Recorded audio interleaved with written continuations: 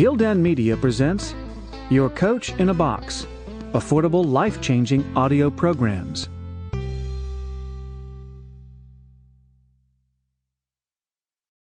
A Very Short Tour of the Mind, 21 Short Walks Around the Human Brain, by Michael C. Corballis. Narrated by Derek Shetterly. Chapter 1. Picking Up the Pieces.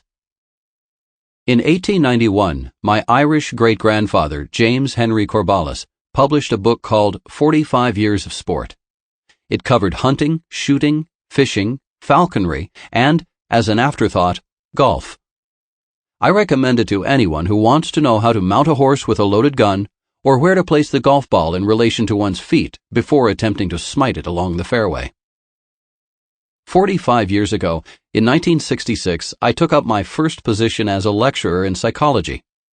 Over the intervening years, I have taught at McGill University in Montreal, Canada, and the University of Auckland.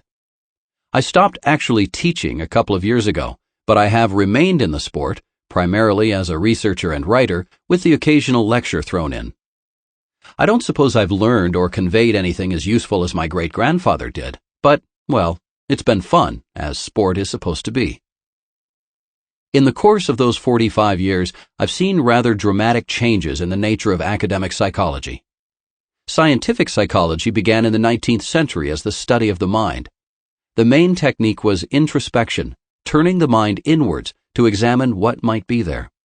Not much was discovered, though, probably because the mind does not have access to most of what it actually does, just as a car engine, say, does not itself understand how it works. Introspectionism gave way to behaviorism, a movement started by John B. Watson early in the 20th century, but developed later by B.F. Skinner. And when I came to psychology in the late 1950s, behaviorism still ruled. Effectively, the concept of mind was abolished and replaced with behavior, the things people and animals actually do. Behavior is directly observable and therefore amenable to measurement and scientific analysis.